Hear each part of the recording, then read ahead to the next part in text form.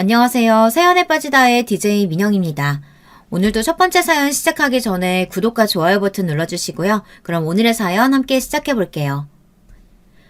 안녕하세요. 얼마 전 극장에 개봉한 영화를 보고 떠오르는 제 사연이 있어 글을 보내봅니다. 벌써 10년도 더 지난 일이지만 꼭 어제 일어난 일처럼 생생합니다. 오랜만에 다시 그 사건을 떠올리려니 생각이 참 많아지네요. 저는 보험회사에 다니고 있는 평범한 회사원입니다.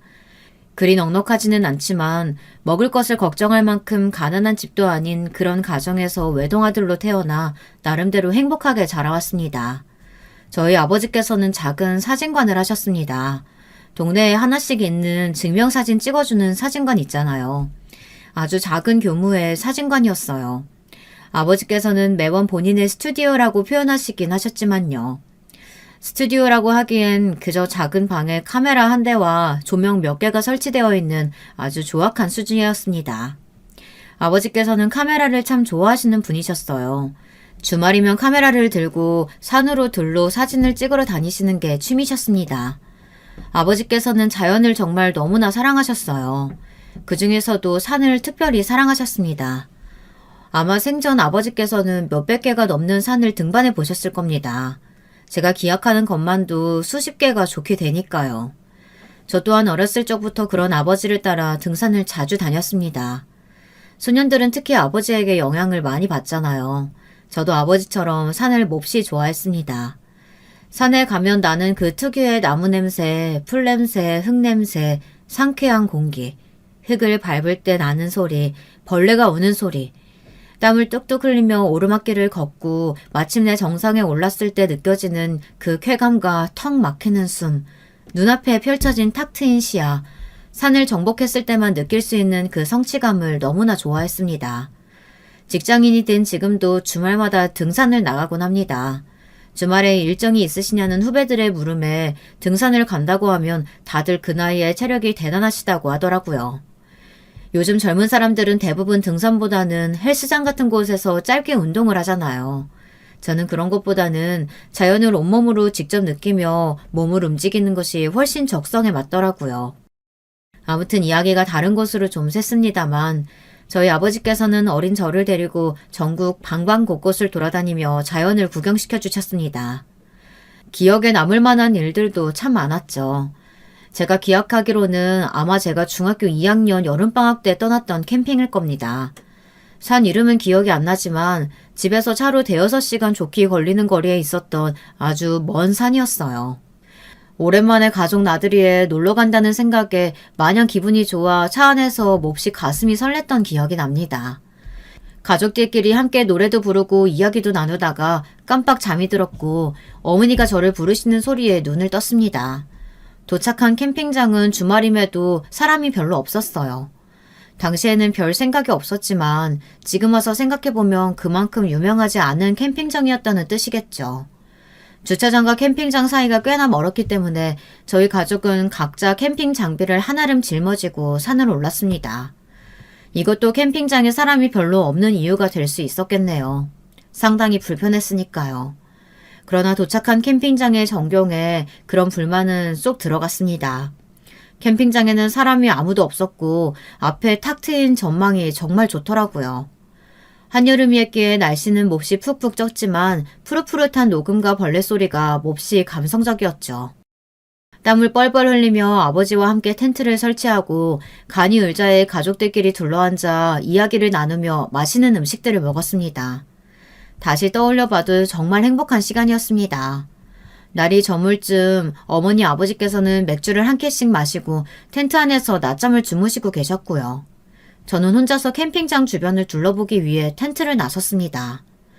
산속에 위치한 데다가 규모가 매우 큰 캠핑장이었기에 간혹 텐트 몇 개가 보이긴 했지만 인적 자체가 정말 드물었고 사람들이 잘 찾지 않는 산인지 등산로조차 제대로 나있지 않은 곳이었어요.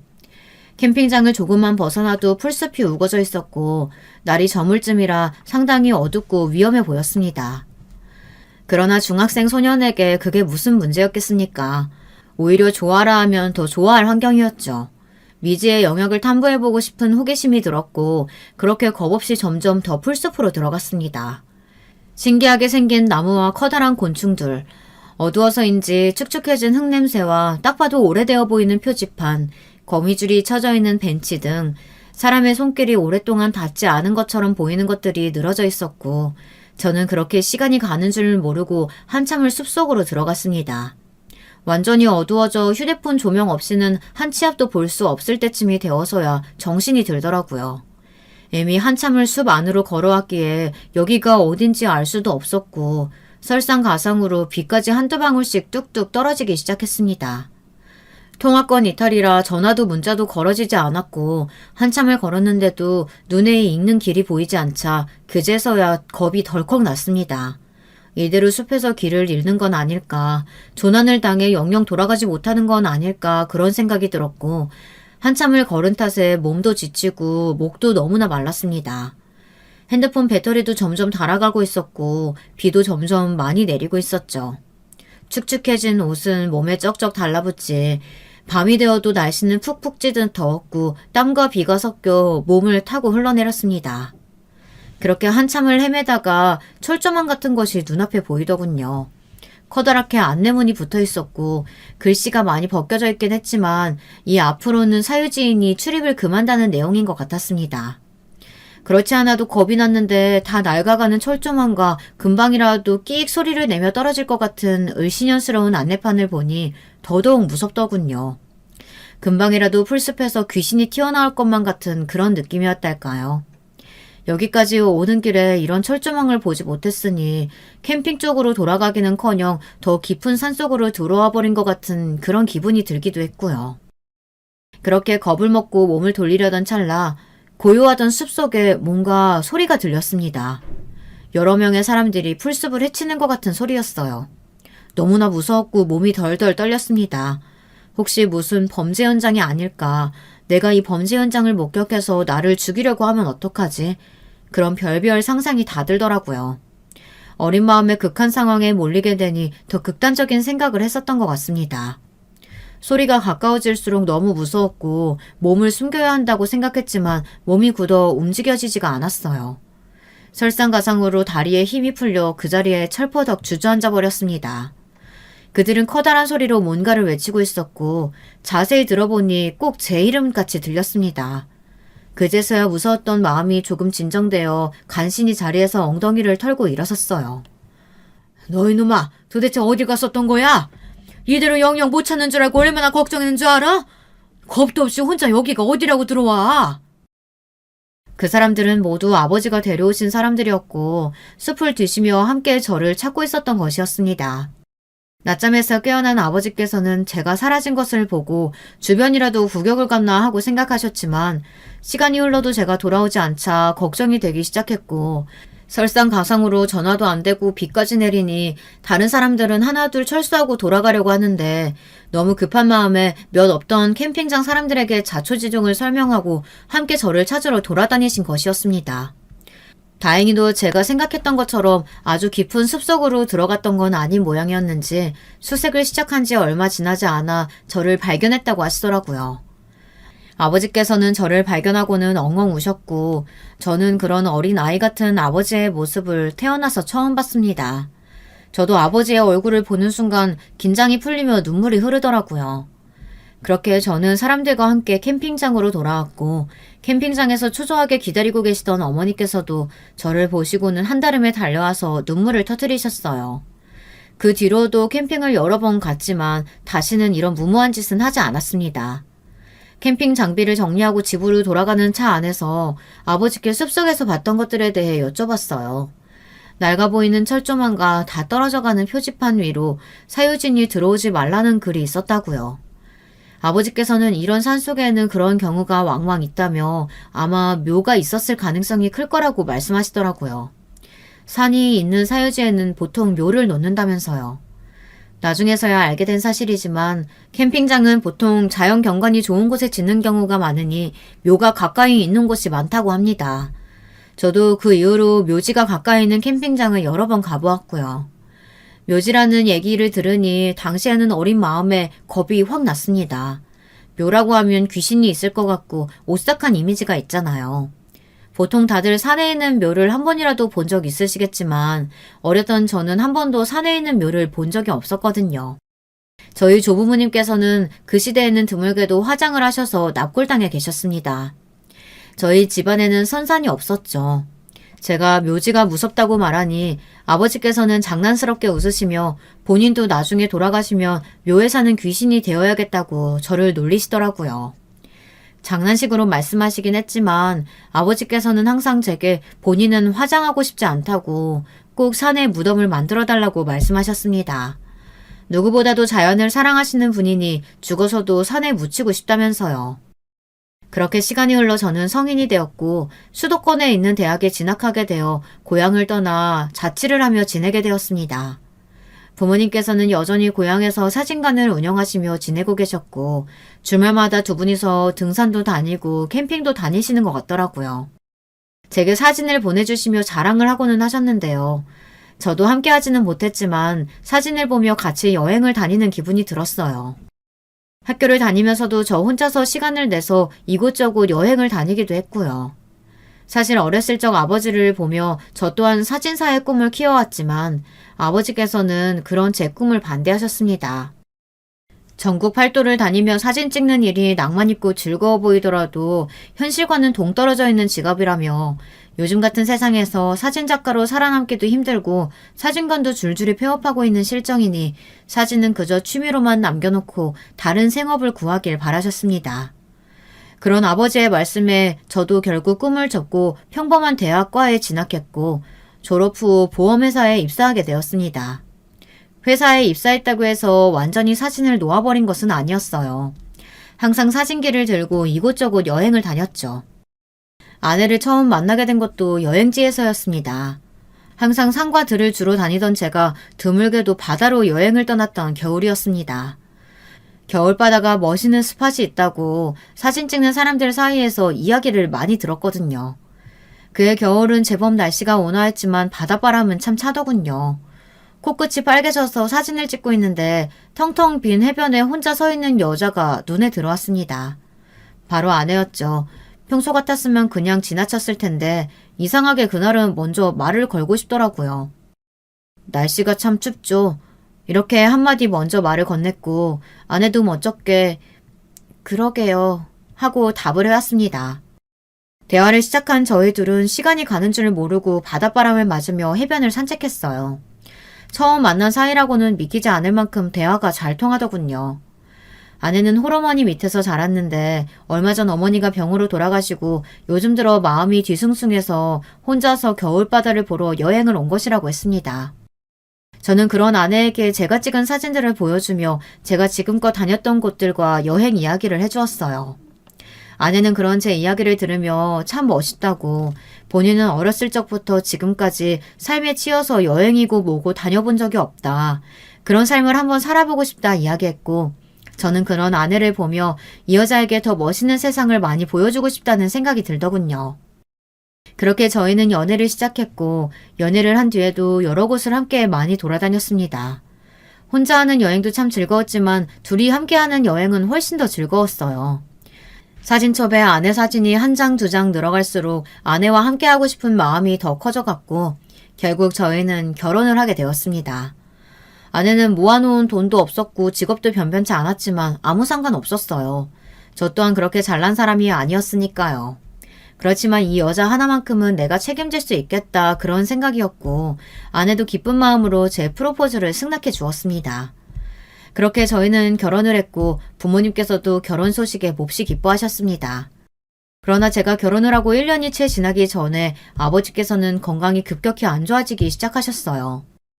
환갑에 가까운 나이에도 혼자 등산을 다니실 만큼 건강하시던 분이 갑작스럽게 쓰러지셨거든요. 아버지의 병명은 간암이었고 너무나 청천벽력 같은 소리였습니다. 아버지께서 술을 참 좋아하시긴 했어요. 그 나이대 어르신분들 중에 그렇지 않은 분들이 몇이나 있겠습니까마는 아버지께서는 반주가 습관이셨고 한번 마셨다 하면 소주 몇 병은 아무렇지 않게 드시는 분이셨으니까요. 간이 멀쩡한 게 더 이상할 노릇이었습니다. 아버지께서는 암 선고를 받으신 이후로 금조도 하지 못하셨어요. 당연히 건강은 점점 더 악화되기만 했습니다. 결국 아버지는 한 번 더 쓰러지셨고 더 이상 시골 병원에서는 치료가 어려워 아버지를 모시고 도시로 올라와 큰 병원에 모시게 되었습니다. 아내가 아버지를 간병하며 고생을 참 많이 했습니다. 저는 회사 생활을 했기에 아버지께 신경을 많이 쓰지 못했어요. 아내가 집에서 살림하랴 아버지 간병하랴 많이 애써줬고 그런 아내에게 참 고마운 마음이 컸습니다. 아버지 때문에 고생이 많다, 항상 미안하다는 제 말에 어렸을 적부터 홀어머니 밑에서 자란 아내는 저희 아버지를 친아버지나 다름없이 생각한다며 당신 아버지 간병하는 건데 뭐가 힘드냐 답해주더라고요.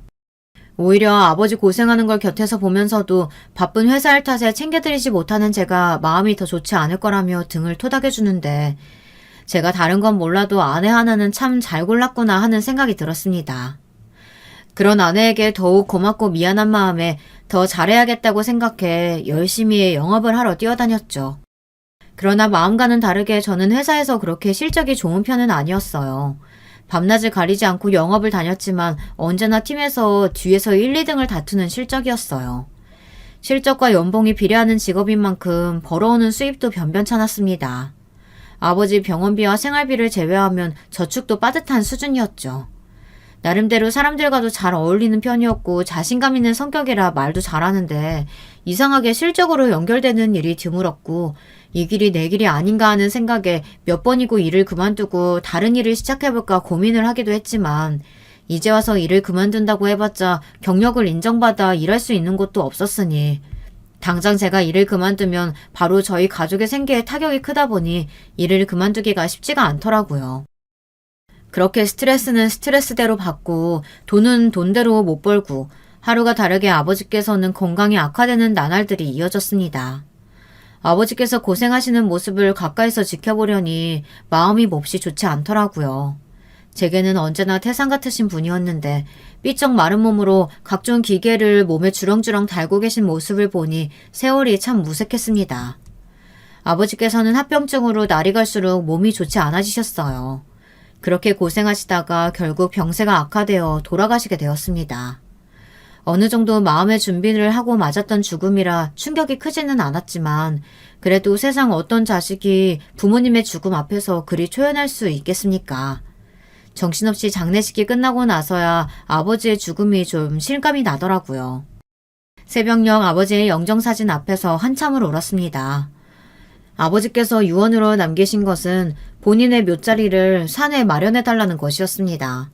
앞서 말했듯이 저희 집안은 따로 선산이 없었기에 아버지의 묘자리를 알아보기 위해 이곳저곳 주변 지인들에게 물어물어 유명하다는 풍수사를 만나보기도 하고 많은 일들을 했었지만 결국 저의 결정은 다른 곳이었습니다.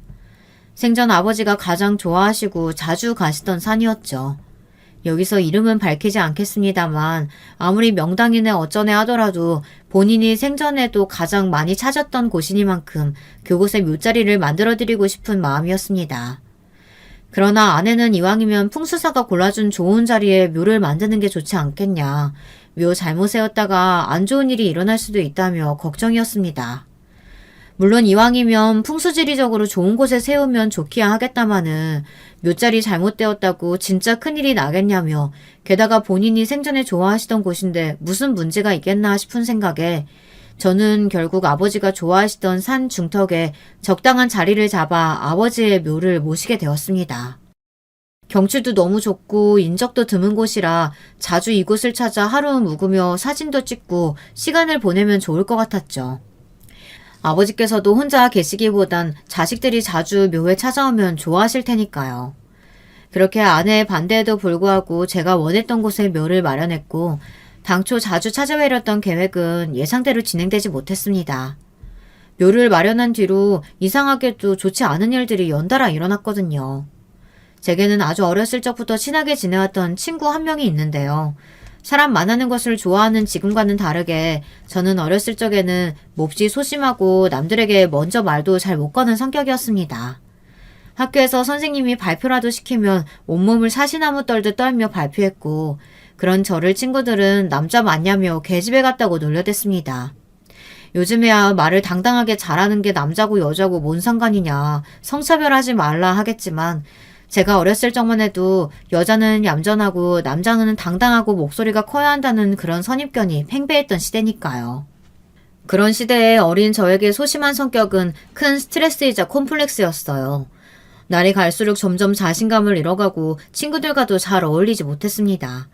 그런 소심한 저에게 유일하게 다가와 주었던 아이가 바로 그 친구였습니다. 그 친구는 평소에 공부도 잘하고 집도 잘 살아 인기가 굉장히 많은 아이였어요. 그런 아이가 제게 먼저 말을 걸고 친하게 지내자 자연스럽게 주변 친구들도 제게 먼저 말을 걸어오더라고요. 어렸을 적 저희 집은 그렇게 찢어지게 가난하지도 않았지만 그렇게 넉넉한 형편도 아니었습니다. 브랜드 옷을 아무렇게나 턱턱 사입힐 수 있는 수준은 아니었다는 뜻이죠. 저희 어머니께서는 브랜드 매장 대신 시장에서 자주 옷을 사오셨는데요. 그 중에서는 브랜드 옷의 일명 짝퉁 옷들이 많았어요. 어렸던 저는 그저 어머니께서 비싼 옷이라며 사다 주시는 옷들을 좋아하며 입었어요. 학교에 가져가 자랑을 하고는 했습니다.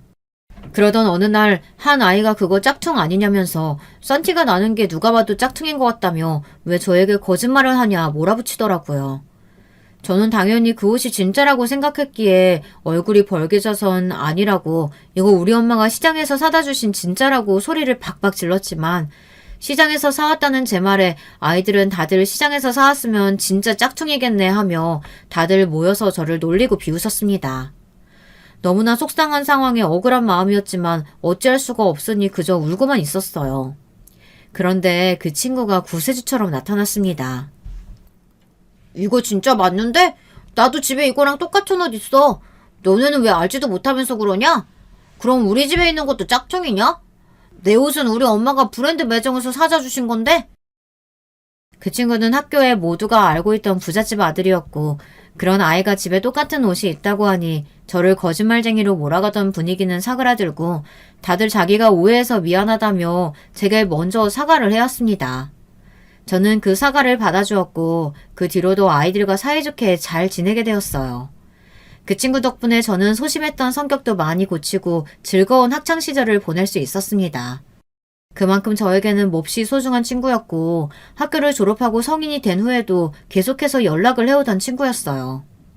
그러나 어느 순간부터 연락이 뚝 끊겼고 전화번호가 바뀌었는지 주변에서도 그 친구와 연락이 되는 사람이 아무도 없더라고요.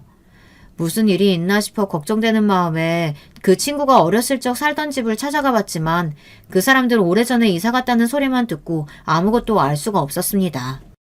한동안 그 친구의 소식을 찾으러 다니기도 하고 제가 아는 사람들에게 연락해 묻기도 하며 친구의 흔적을 쫓았지만 살다 보니 점점 제 일에 치이게 되고 그렇게 제 기억 속에서 그 친구가 잊혀져 갈 때쯤 너무나 갑작스럽게 연락이 왔습니다.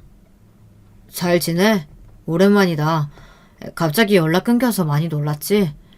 실은 우리 아버지 사업이 크게 망해서 빚쟁이들 때문에 전화번호도 바꾸고 잠수 탔던 거야. 얼마 전에 아버지 돌아가셨다는 이야기 전해 들었다. 내가 다른 사람은 몰라도 네 아버지 장례식에는 꼭 찾아뵀어야 하는 건데. 미안하다. 볼낯이 없다. 친구는 그동안의 자초지종을 설명하며 오랜만에 얼굴이나 보자고 말했어요. 저는 반가운 마음에 흔쾌히 약속 자리에 나갔습니다. 오랜만에 만난 친구의 얼굴이 많이 수척해져 있더라고요. 고생을 많이 했나 보다 하는 마음이었죠. 이것저것 근황 이야기를 나누던 중 친구가 한참 망설이더니 입을 열었습니다. 혹시나 돈을 좀 빌려줄 수 있겠냐고요. 모아놓았던 돈을 전부 사용해버렸고 빚 때문에 계좌에 돈이 입금되는 대로 전부 압류당해 사라져버린다고 도저히 먹고 살 수가 없다면서요. 부모님께서는 고생 때문에 쓰러지셨고 너무 힘든 상황이라며 사실은 어제 한강 다리까지 올라갔는데 그 위에서 생각나는 게 제 얼굴뿐이었다며 염치불구하고 찾아왔다고요. 그런 친구의 말에 당연히 내가 도와줄 수 있다며 네가 나한테 어떤 친구인데 진작 연락하지 그랬냐 친구의 손을 잡아주었습니다. 물론 저도 엄청나게 넉넉한 형편은 아니었지만 어떻게 그런 친구를 외면할 수 있겠어요. 막말로 그 친구가 없었다면 저는 학교를 다니며 몹시 우울한 시간을 보냈을지도 모르는 일이었습니다. 우울한 것에서 그치지 않고 괴롭힘을 당하는 등 상황이 더 나빠졌다면 어제의 친구처럼 나쁜 마음을 먹었을 수도 있었겠죠. 그렇게 저는 그동안 모아두었던 돈을 친구에게 빌려주었고 사용증도 쓰지 않았습니다. 여러분은 이런 제가 멍청하다고 생각하실지 모르겠습니다만 저에게는 그만큼 믿음이 있는 친구였거든요. 친구는 몹시 고마워하며 반드시 갚겠다 저와 약속을 했고 이쪽으로 연락하라며 연락처 하나와 지금 지내고 있는 집 주소를 저에게 적어주었습니다. 그렇게 친구의 일을 잊고 제 삶을 살며 지냈던 와중 어느 날이었습니다. 평소 저는 몸도 건강한 편이었는데 아버지가 돌아가신 이후로 소화가 잘 되지 않고 몹시 좋아하던 커피도 한 모금도 못 먹고 뭘 먹으면 바로바로 개워내는 일이 반복되었습니다. 그저 스트레스가 심해서 그런 것이겠거니 이러다 말겠거니 차일피일 넘기다가 어느 날 새벽 극심한 가슴 통증으로 쓰러졌고 병원에서는 스트레스성 위염이라며 상태가 너무 심각하다고 했습니다. 이대로 방치해두면 위암으로까지 발전할 수 있다고 하더라고요. 그런 저를 보며 아내는 몹시 마음 아파했고 여러모로 몸이 좋지 않은 저를 위해 이것저것 좋은 보양식을 해주거나 위에 좋다는 차를 끓여주는 등 열심히 내조를 해주었습니다. 그러나 그런 아내의 노력이 무색하게도 얼마 후에 또 좋지 않은 일이 일어났습니다. 제가 교통사고를 당한 것이었어요. 사고가 일어나던 날은 비 오는 날 밤이었고 빗길에 미끄러진 차가 인도에 있던 저를 덮쳤습니다. 다행히 생명에는 지장이 없었지만 큰 중상을 입어 거동이 불편해지게 되었습니다. 당연히 한동안은 회사에 출근도 할 수 없었고 가정의 유일한 수입원이었던 제가 일을 하지 못하게 되자 벌이가 뚝 끊겼기에 어려웠던 집안 사정은 더더욱 궁핍해지고 있었죠. 상황이 이렇게 되니 문득 친구가 생각이 나더군요. 돈을 빨리 갚으라고 독촉할 것은 아니었지만 어떻게 지내는지 궁금하기도 했습니다. 그러나 제가 받아왔던 연락처로 전화를 걸자 전화기에서는 없는 번호라는 음성이 흘러나왔습니다. 빚쟁이들 때문에 번호를 바꾼 거겠지, 나한테 연락하는 걸 깜빡한 거겠지 하는 마음으로 아내에게 주소를 전해주며 이곳으로 찾아가 보라고 전했습니다. 몸이 불편한 저를 대신해서 아내가 찾아가 본 친구의 주소에는 친구 가족들이 아닌 전혀 다른 사람들이 살고 있었어요. 아내가 친구 사진을 보여주며 이런 사람 살지 않느냐고 물어보니 잘 모르겠다는 대답만 돌아왔다고 했습니다. 친구는 돈만 받아가고 그대로 사라져 버린 겁니다. 차용증도 써주지 않았고 계좌에 입금을 하면 바로 압류가 된다는 친구의 말에 출금을 해서 현금으로 전달해 주었으니 제가 친구에게 돈을 빌려주었다는 사실을 증명할 수 있는 기록은 아무것도 남아있지 않았습니다. 철석같이 믿었던 친구에게 배신을 당했다는 사실에 처음에는 정말 현실을 믿고 싶지 않았습니다. 언제나 불의를 보면 참지 못하고 약한 사람들의 편에 서서 목소리를 내던 친구가 저를 배신하고 돈을 뜯어갔다니요. 제가 오해한 것이라고 믿고 싶었습니다.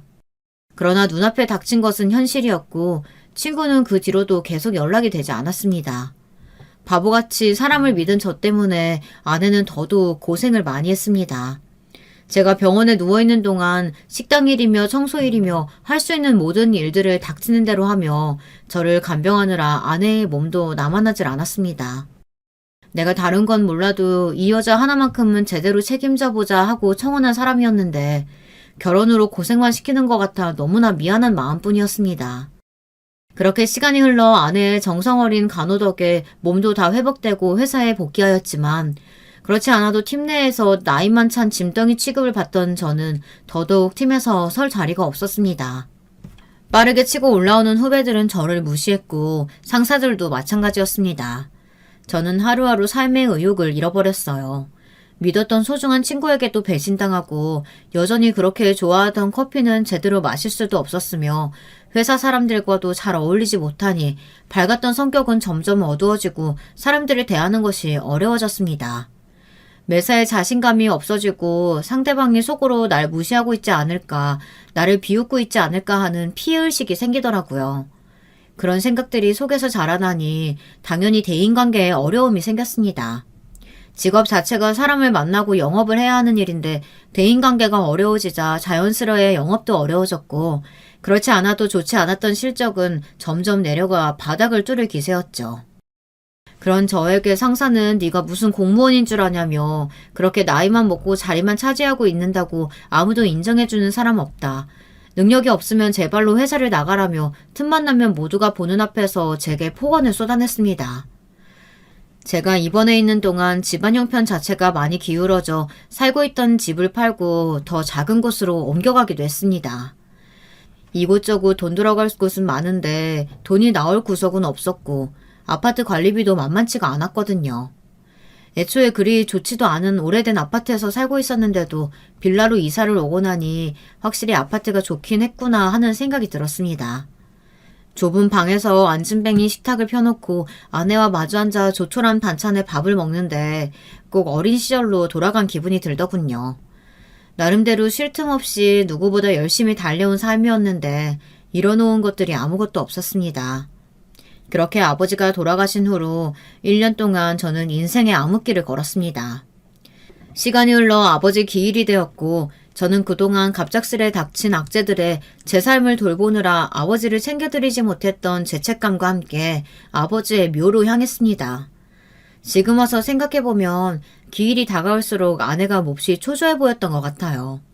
그때는 전혀 눈치채지 못했었지만 말이죠.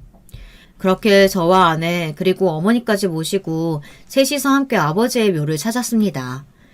오랜만에 아버지도 뵙고 자연에 둘러싸여 잠시 마음의 안정을 찾을 수 있을 것이라는 생각에 간만에 운전하는 길이 마음이 좀 편했던 것 같아요. 그러나 도착한 묘에서 저희 세 사람은 아주 충격적인 장면을 마주하고 말았습니다. 저희 아버지의 묘가 있던 자리는 파헤쳐져 있었고 그 자리에는 어둡고 거대한 구멍만이 남아 있었어요. 비석이며 관이며 온데간데 없이 사라져 있었고 저는 너무나 당황스러운 마음이었습니다. 그 모습을 보시고 어머니는 뒷목을 잡고 쓰러지셨고 저 또한 숨이 턱 막히더라고요. 분명 사유지 경고판도 달아놓았고 애초에 사람도 잘 찾지 않는 곳인데 저희 아버지 묘가 무슨 위인이나 부자묘도 아니고 굳이 이런 곳까지 도구를 하러 올 이유가 있을까? 그런 이유가 아니라면 도대체 그 누가 저희 아버지 묘를 굳이 파헤쳐 놓는단 말입니까? 게다가 관이란 비석도 사라져버렸고요. 100번 양보해 산짐승들 짓이라 생각해보려고 하더라도 말이 되질 않았습니다. 산짐승들이 이렇게 깔끔하게 무덤을 파고 비석과 묘를 가져갔을 리가 없었어요.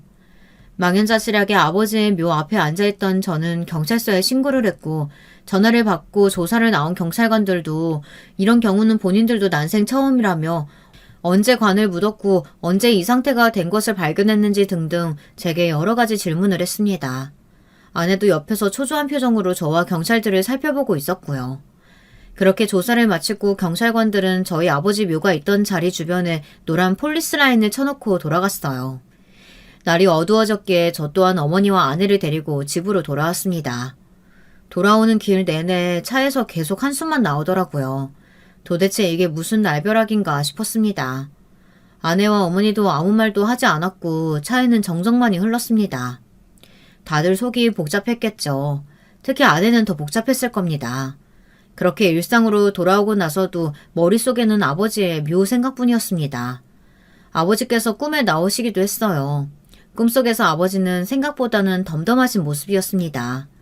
산속에서 저를 잃어버리셨을 때처럼 아이같이 엉엉 울며 본인을 찾아달라 말씀하실 줄 알았는데 오히려 제가 죄송하다고 엉엉 울고 아버지께서는 그런 저를 무덤덤하게 바라보기만 하셨어요.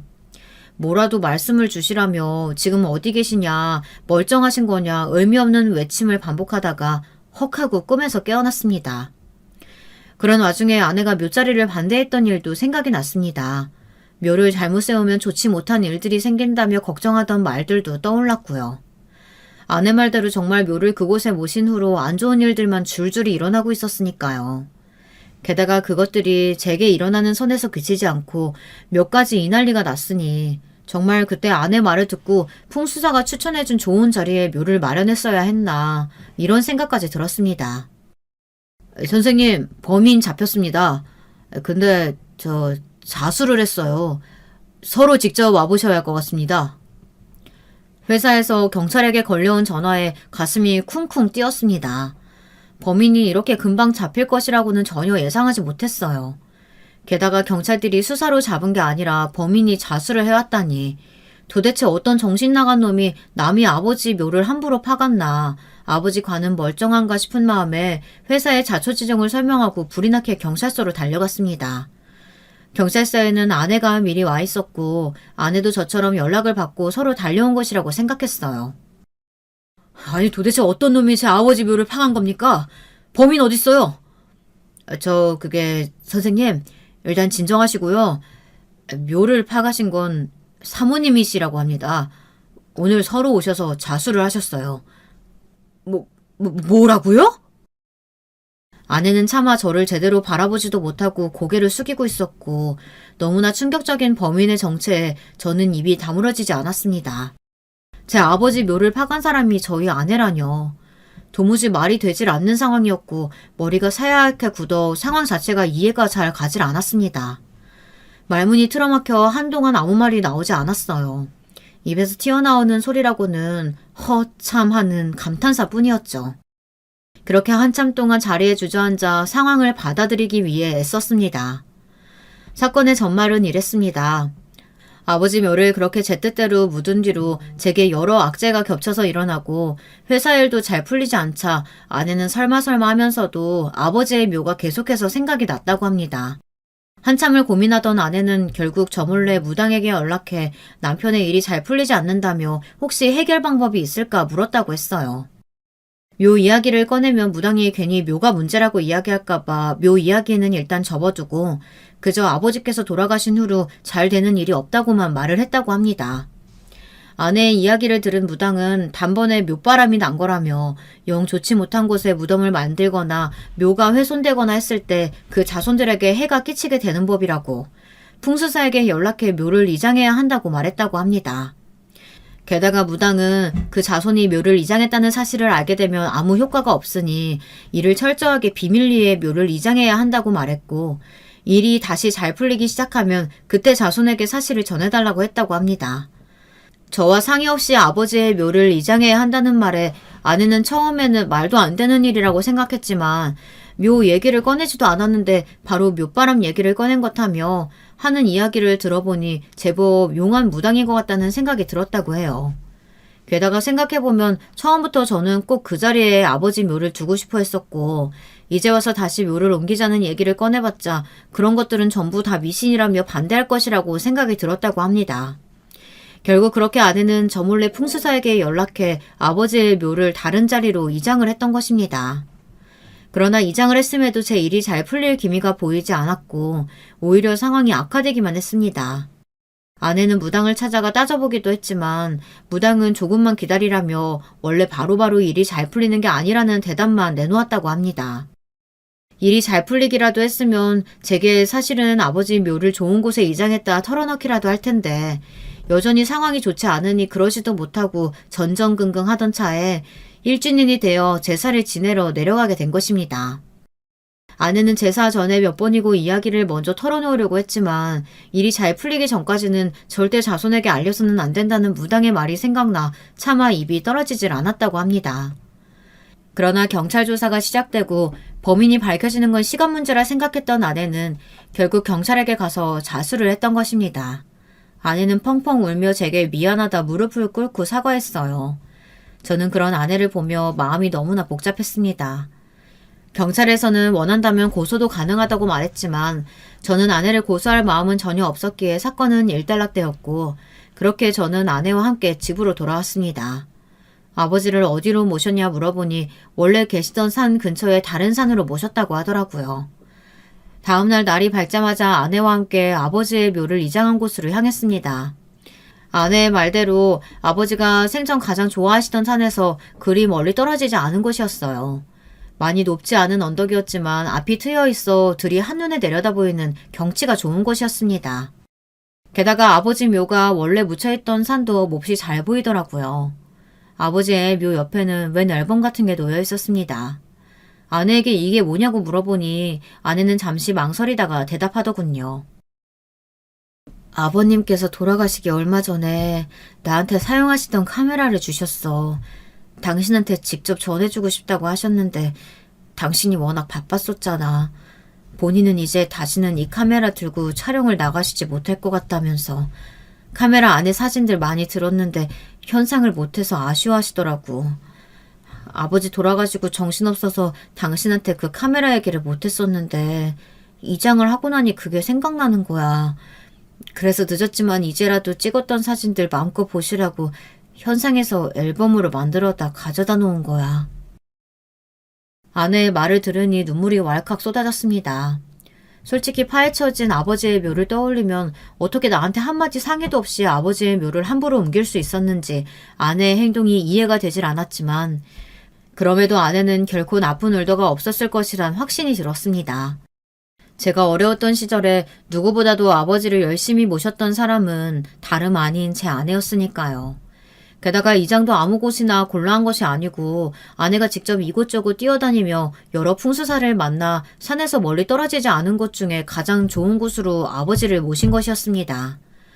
게다가 정성스레 사진을 현상에 한 장 한 장 앨범에 끼워 아버지의 묘 앞에 가져다 놓은 이 여자가 어떻게 저한테 해를 끼치려는 사람일 수가 있겠습니까? 그저 내가 못나서 이 여자가 이런 짓까지 하게 만들었구나 하는 생각이 들었고 그렇게 아내를 안고 한참을 울었습니다. 아내는 무당이 시키는 대로 묘까지 이장했지만 좋은 일이 일어나기는커녕 나쁜 일들도 아무것도 해결되지 않았다며 자신이 어리석었다고 다시 원래 아버지가 계시던 곳으로 아버지가 생전 가장 좋아하시던 산으로 자리를 옮기자고 했어요. 그러나 저는 고개를 가로저었습니다. 그곳에 계시는 것보다 여기서 이렇게 그 산을 바라보시는 편이 훨씬 즐거우실 거라면서요. 그리고 정말 신기하게도 무당의 말과는 반대로 제가 아버지의 이장한 묘에 다녀온 이후로 일이 점점 잘 풀리기 시작했습니다. 가장 먼저 연락이 끊겼던 친구에게서 다시 연락이 왔어요. 친구는 그동안 연락을 못해서 미안하다며 빚쟁이들에게 쫓겨 사느라 저한테 연락을 하면 빚쟁이들이 저까지 못 살게 굴까봐 일부러 연락을 끊고 이곳저곳 피해 다니느라 정신이 없었다고 했습니다. 이사도 그동안 10대 번을 넘게 다녔고 처음에는 어떻게 해서든 연락처를 남기려 했지만 무엇보다도 하루빨리 제 돈을 갚는 것이 가장 중요한 일이라고 생각했고 그렇게 친구는 이를 악물고 밤낮으로 일을 해 아버지의 사업을 다시 일으켰다고 했습니다. 지금은 일이 모두 잘 풀려 빚도 다 갚았고 제가 빌려줬던 돈도 원금에서 엄청난 이자까지 얹어서 돌려주려 하더군요. 저는 괜찮다고 이자는 받을 생각 없다고 이제라도 연락 줘서 고맙다. 다시 돌아올 거라고 생각했다. 돈을 잃는 것보다는 너라는 친구를 잃은 것이 더 두려웠다. 친구가 내미는 이자를 한사코 거절했습니다. 그런 제 모습에 친구는 눈물을 터뜨리며 고맙다는 말만 연신 반복했어요. 그리고는 다시 봉투를 제 손에 쥐어주며 제발 이 돈을 받아달라고 그동안 자기 때문에 마음고생 많았을 텐데 저뿐만 아니라 재수씨 생각해서라도 받아달라. 이게 그동안의 내 행동에 대한 면죄부는 되지 않겠지만 조금이라도 마음이 편해질 것 같다며 사정했습니다. 결국 그렇게 빌려줬던 돈은 배가 되어 돌아왔습니다. 게다가 그 이후로 이상하게도 영업을 나가는 족족 모든 곳에서 영업이 성공하여 실적이 눈에 띄게 오르게 되었습니다. 제가 글을 쓰면서도 믿기지 않은 일이지만 그게 실제로 일어나더라고요. 예전에는 번번이 실패했던 계약이 우후죽순 늘어났고 결국 제 꿈이나 다름없었던 이달의 실적왕 자리까지 오르게 되었습니다. 상사는 갑자기 무슨 약이라도 먹었냐며 만년 꼴찌나던 인간이 실적왕이라니 노력을 많이 했나 보다 하고 드물게도 저를 칭찬해 주었고 묘를 옮긴 효과가 이제서야 나타나는 것인가 하는 생각까지 들 정도였어요. 저는 그런 미신 같은 것은 잘 믿지 않지만 도무지 우연이라고는 믿기지 않은 일들이 연달아 일어났으니까요. 그러나 아내는 묘를 옮겨서 일어난 일이 아니라 원래부터 이렇게 잘 풀릴 일들이었다며 본인이 괜히 조바심을 낸 것 같다고 말했습니다. 애초에 당신 친구는 절대 당신을 배신할 사람이 아니었고 당신 회사 일이 잘 풀린 것도 그동안 당신이 해왔던 노력이 이제야 빛을 본 것뿐이야. 묘를 이장한 것과는 아무 관련 없어. 난 다시는 그런 미신 같은 거 믿지 않을 거야. 당신한텐 정말 미안하고 고마운 마음뿐이야. 돌이켜 생각해보면 정말 말도 안 되는 짓이었지. 당신 아버지 묘를 상의도 없이 함부로 옮기다니. 이런 나를 이해하고 받아들여줘서 너무 고마워 여보. 그런 아내의 모습을 보니 저도 더더욱 미안하고 고마운 마음뿐이었습니다. 저희는 그 뒤로도 부부이자 가장 친한 친구 그리고 서로를 믿고 의지하는 동료로 결혼 생활을 보내고 있습니다. 그동안 예쁜 딸들이 둘이나 생겼고 생활도 안정을 찾은 지 오래입니다. 작고 낡은 빌라에서 벗어나 지금은 30평대의 아파트에 살고 있어요. 물론 대출이 많이 남아있긴 하지만요. 이제는 각각 중학생, 초등학생이 된 딸들은 저를 닮아 여행을 참 좋아합니다. 함께 등산이나 캠핑을 나가면 저보다 더 신이 나서 산이며 들이며 뛰어다니곤 해요. 전 그런 아이들의 뒤를 따라다니며 사진을 많이 찍고 있습니다. 제가 어렸을 적에도 저희 아버지께서 제 사진을 참 많이 찍어주셨거든요. 렌즈에 담기는 아이들의 화사한 미소가 얼마나 아름다운지 모릅니다. 나중에 아이들이 컸을 때 이런 사진들이 전부 소중한 추억이 되겠죠. 얼마 전은 아버지의 기일이라 딸들을 데리고 함께 아버지를 보러 다녀오기도 했어요. 아버지를 찾아뵐 때마다 그동안 가족들과 다녀온 여행, 캠핑 사진을 보여드리며 도란도란 이야기를 나눕니다. 더 이상 아버지가 찍으신 사진들로는 앨범을 만들 수 없지만 제가 아버지의 카메라를 이어받아 계속해서 사진을 찍고 있어요. 아버지의 앨범 옆에는 제가 찍은 사진들을 현상한 앨범이 벌써 2개나 더 생겼습니다. 누구보다도 여행을 좋아하셨던 분이시니 제자리에 가만히 계시려면 좀이 좀 쑤실 것 같아서요. 함께 여행을 떠나지는 못해도 제 사진들을 보시며 무료함을 달래셨으면 하는 마음입니다. 앞으로도 딸들 그리고 사랑하는 제 아내와 함께 여행 다니며 앨범을 계속해서 늘려나갈 생각입니다. 그리고 언젠가 제가 눈을 감는 날에는 아버지의 곁에 묻히고 싶어요. 제가 어렸을 적 아버지께서 그러셨던 것처럼 저도 딸들에게 제가 죽으면 꼭 산에 묻어달라는 말을 습관처럼 하고 있네요. 아내는 그런 제게 귀에 닦지 않겠다며 나중에 마음 바뀌어서 화장해달라고 해도 아무 소용없다고 장난스레 웃곤 합니다. 쓰다 보니 이야기가 조금 길어진 것 같네요. 부디 지루한 이야기가 아니었으면 하는 바람입니다. 요즘 들어 날씨가 부쩍 따뜻해졌는데요. 이제 진짜 봄이 오려나 봐요. 다들 봄맞이 잘하시고 환절기 감기 조심하시길 바랍니다. 감사합니다.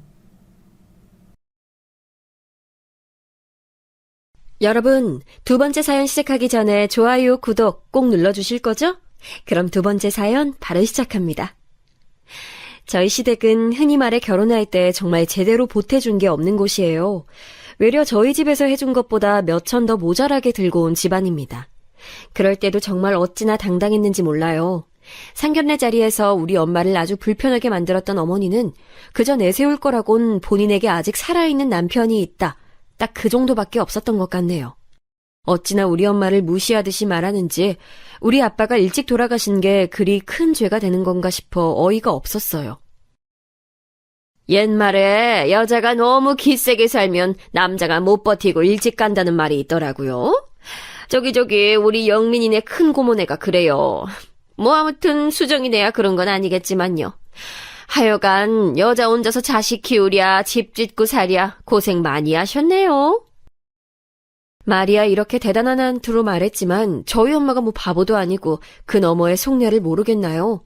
듣고 보니까 너무 괘씸하기도 했지만 상견례 자리에서 뭘 어쩔 수가 없었어요.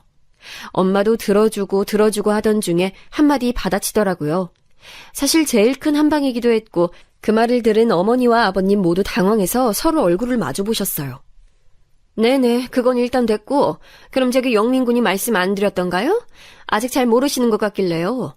영민군이랑 우리 수정이 자리 잡기 전까진 저희 집에서 저랑 함께 살기로 했어요. 둘이 집 구하는 것도 적적지 않다 하고 차라리 그럴 거면 돈 모아서 더 좋은 집에서 시작하라고 했죠. 사돈도 그쪽이 훨씬 부담이 덜하실 거 아니에요. 아닌 게 아니라 우리 엄마랑 살고 있는 집은 35평대 아파트예요. 그리고 남편이 들고 온 돈은 그만한 집을 얻기에 택도 안 되는 금액이었고 우리도 신혼집을 그 정도로 시작할 생각은 아니었어요. 하지만 제가 혼수로 준비해온 돈은 정말 남편 돈에 비해 기가 찰 정도로 조합이 안 맞는 금액이었어요. 남편 돈으론 원룸이나 간신히 얻을까 말까 한 상태였고 그런 집에 제 돈으로 혼수를 우겨넣는다는 건 말이 안 됐거든요. 그걸 집에다 보탤까 하니 왠지 억울하기도 하고 말이죠. 게다가 남편은 엄청 애헤헤거리면서 얼른 우리 집에서 같이 살고 싶다고 난리였거든요. 나 말이야, 지금 살고 있는 집 내 방은 너무 좁거든? 근데 그 집 들어가서 살면 방 2개를 우릴 주신다는 거지? 너무 좋다. 나 그 근처에 있는 헬스장이랑 카페들 다 꿰뚫고 있는데 그 아파트 주민 된다고 생각하니까 너무 설레서 잠도 안 와. 저희 엄마가 살고 있는 아파트는 브랜드 단지라서 그런지 주변 인프라도 좋고 여기서 시작하는 신혼부부들은 대체로 다 부모님이 여유가 되시는 가정들 같긴 했어요. 당연히 그런 곳에서 신혼을 우리끼리 단독으로 시작할 형편은 못 됐지만 그나마 엄마가 안방을 저희 내주시고 작은 방에서 지내신다고 하셨어요. 둘 다 회사도 가깝고 이래저래 아주 잘 됐다 싶었고 둘이 모은 돈은 합쳐서 더 불려갈 생각이었거든요. 근데 그것부터가 마음에 안 드셨던 건지 어머니는 대뜸 그 자리에서 딴지를 거시더라고요. 아니 그러니까 우리 영민이가 처가살이를 한다는 거죠? 아유 세상에. 그렇게 세상 변했네 어쨌네 해도 변하는 건 없네. 신식 처가살이를 한다는 건가? 아유 이게 웬일이야 진짜. 얘 영민아 그 중요한 얘기를 왜 안 했어 정말. 어머니는 그렇게 말하시면서 바로 자기 옆에 앉은 아들 팔뚝을 찰싹 소리가 나도록 때리시는 거예요. 우리한테 직접적으로 뭐라 한 건 아니지만 자기 아들한테 저렇게 화를 내는 자체가 우리 보라는 거잖아요. 그러자 엄마는 지켜보다가 황당했던지 곧장 받아치셨어요. 저야 애들 좋으라고 돈들 모아서 얼른 지들 원하는 환경으로 나가라고 집 내준 거예요. 저라고 뭐 아쉬울 건 없죠. 사돈이 그렇게 안 내키신다면 둘이서 살 집 이참에 다시 알아보시던가요. 제 말이 떨어지는 것과 동시에 아버님은 인상을 찌푸리시더니 어머니한테 뭐라 하시는 거예요. 아니 길게도 아니고 얼마만이잖아. 당장 영민이 집을 어떻게 해줘. 당신은 좀 가만히 있어 좀. 이러면서 둘이 소란이 벌어지면서 싸우는 분위기가 됐고 서빙하러 온 직원까지 눈치를 보는 상황에서 결국 대강대강 상견례를 마치게 됐어요. 당연히 우리 남편부터가 이 일을 반대할 리 없었고 어찌어찌 자기 엄마 설득은 시켰나 보더라고요. 근데 어머니는 그게 그렇게 못마땅하셨던지 결혼식 내내 우시고 입이 대빨 나와 계신 거예요. 그러면서 신혼여행 다녀온 뒤에도 되게 밉살스럽게 말씀하시더라고요. 이제 니네 엄마 집에서 사는 거야? 우리 영민이랑? 아유 참. 아니 니네 엄마 바쁘다면서 그 목욕탕 나가서 일한다며. 그럼 힘들어서 어째? 밥은 제대로 할 수 있는 거야? 아니 밥은 네가 하는 거야? 니네 엄마가 하는 거야? 아니 뭐 저한테 아들 맡겨두셨나요? 왜 저한테 대뜸 본인 아들이 능력 없어 집도 못 사고 처가에 들어가서 사는 걸 화풀이 하시는지 모르겠어요. 아주 볼성사납게 심술이 나 계시니까 남편이 주중에 한두 번은 혼자서 어머니한테 다녀오기도 했거든요. 근데도 어머니는 뭐가 그렇게 불만이신지 자꾸 저한테 전화하셔서는 시비를 걸어대시더라고요. 오늘 영민이 온 거 보니까 애가 전날 라면 먹었다고 하더라. 니네 엄만 바쁘시다고 치자. 그래도 너는 결혼해서 마누라가 됐으면 처가살이 하는 남편 잘 챙겨 먹여야지. 난 우리 영민이 그렇게 안 키웠어. 얘가 꼭두 새벽에 들어와도 난 맨날 해장국에 나물에 밥 제대로 해서 챙겨 먹였다. 여자가 그러면 안 되는 거야. 남편 길을 잘 세워주려면 먹는 것부터 신경 써야지. 다음부턴 라면 같은 거 절대 먹이지 마. 영민 아빠 고혈압이 있어서 얘도 그거 그대로 물려받았어. 그런 거 밤에 먹고 자고 그러면 얘도 핏줄 터지고 쓰러지고 그런다고. 듣는데 진짜 머릿속이 너무 어질어질한 거예요. 이걸 내가 또 전화가 끊어질 때까지 들어드리고 있나 싶어서 얼척이 없더라고요. 그래도 저도 이땐 뭘 모르는 신임 며느리라서 그런 건지 네네 하고 듣기만 했어요. 상견례 때 우리 엄마가 정말 만만치 않게 받아치는 걸 보니까 괜한 싸움 만들고 싶지 않더라고요. 게다가 당시에 저는 임신 중이었기 때문에 예민하던 때였어요. 일단 남편에게만 어머니한테 전화 온 내용을 넘기고 주의하라고 했는데요. 이 인간이 참 뭐랄까? 제가 임신을 하고 우리 엄마 집에서 같이 살고 있으면 조금은 더 잘해줘야 하는 거 아닌가요? 결혼하고 새 집이 생겼고 그것도 심지어 장모님 집인데 아무 생각이 없어 보이더라고요. 본인이 노력한 것 하나 없이 가정이 생기고 마누라가 생기고 애가 생기고 집까지 있으니 뭔 놈의 콧대가 그렇게 하늘을 찌르는지 모르겠어요. 우리 엄마한테 전화 왔다고? 나 라면 먹은 거? 그거 그냥 엄마한테 별 생각 없이 말한 건데 왜 전화 갔지? 뭐 아무튼 신경 쓰지 마. 그리고 그거 신경 써서 어쩌게. 엄마가 다 걱정해서 하는 소리지 뭐. 오빠, 그러지 말고 오빠가 직접 어머니한테 전화해서 말씀드려. 그 라면 오빠가 굳이 내가 차려준 집밥 안 먹고 라면 땡긴다고 먹었다고 말이야. 내가 받아치려다가 어머니랑 감정 상할 것 같아서 일부러 얘기 안 했어. 그러자 남편은 뭔가 다 짜증스럽고 귀찮다는 듯이 말을 하는데 이거 누가 보면 남편이 피해자인 것처럼 말을 하더라고요. 아이 됐어 몰라. 아이 뭘 그런 것까지 말을 해. 나도 피곤하단 말이야. 솔직히 나 나물 그렇게 막 있는 거 안 좋아해. 나 완전히 초등학생 애들 입맛이라고. 소시지나 고기 그런 거 있어야지. 자꾸 장모님이 너만 얘기하면서 풀떼기 같은 반찬들만 넣으시잖아. 그 앞에서 투정할 수도 없고. 아니, 나도 입이 있는데 내가 먹고 싶은 게 있으니까 라면 끓여 먹은 거야. 그걸 뭘 일일이 엄마한테 설명을 하고 있어. 말하면 엄마 더 서러워해. 자기 아들 눈치 보고 산다고. 와, 적반하장도 유분수지. 진짜 이따위로 생각하는지 몰랐어요, 저는. 왜 이때쯤에 그 엄마의 그 아들이 나왔다는 걸 생각을 못했던 걸까요? 친구들에게 이런 부분을 토로했는데 시작부터 잘못된 것 같다며 일침을 가하더라고요. 수정아, 내가 전부터 얘기했잖아. 임신한 건 임신한 거고 결혼하는 건 알겠는데 너희 엄마 댁에서 시작하는 건 진짜 아닌 것 같아. 막말로 둘이 정말 원룸이라도 얻어서 하나부터 시작하면서 살고 정말 힘들거나 어디 아프거나 할 때 가끔 엄마 찾아가거나 도움받으면 되잖아. 너 나 봐봐라. 내가 우리 엄마한테 일일이 다 도움받았더니 내 남편이 정말 손까딱 안 하고 지 친구들이랑 아직도 총각처럼 놀러 다니는 거 알지? 남자들이 그래. 장모님이 알아서 집안일 다 맡아주시면 자기가 직접적으로 가장이란 생각을 못한다니까? 장모님이고 시어머니고 자식들 시집장가 보냈으면 그냥 손 떼야 돼. 안 그러면 남자들이 그 집의 주인이 자기라는 걸 모른다고. 결혼 10년차 친구가 해준 말이었는데 이 말은 정말 두고두고 아주 주옥 같다는 생각밖에 안 들어요. 지금에 와서 생각해봐도 토시 하나 틀린 부분이 없는 거예요. 남편은 간신히 자기 엄마한테선 벗어났지만 장모님이라는 어른이 한 집에 같이 살고 있다 보니까 굵직한 일들의 책임은 없다고 생각했던 것 같아요. 어쩌다가 위급할 때 산부인과 같이 가고 제가 배가 많이 나오기 시작하고 그럴 때나 조금 주의를 하더군요. 그 외에는 전혀 관심이 없어 보였어요. 좀 많이 서운하기도 했지만 일생일대에 있어 가장 중요한 일이 출산이잖아요. 서운한 거 엄청 많지만 일일이 다 표현하지 않고 그렇게 아기를 낳았답니다. 문제는 낳고 난 뒤 어머니가 하루가 멀다 하고 영상통화를 걸어오셨다는 거예요. 아직 몸도 다 못 풀고 누워있는 산모한테 하도 전화를 해대시니 보다 못한 엄마가 대신 받으셨어요. 핸드폰 화면에 크게 우리 엄마 얼굴이 나오니 어머니는 아주 기겁을 하셨더군요.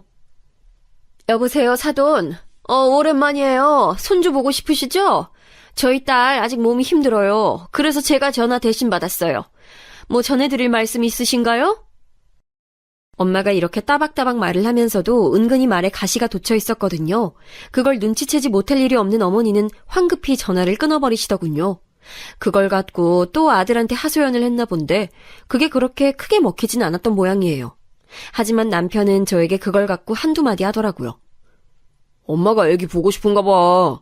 이번에 장모님이 받아서 선을 그으시는 것 같다고 엄청 서운해했어.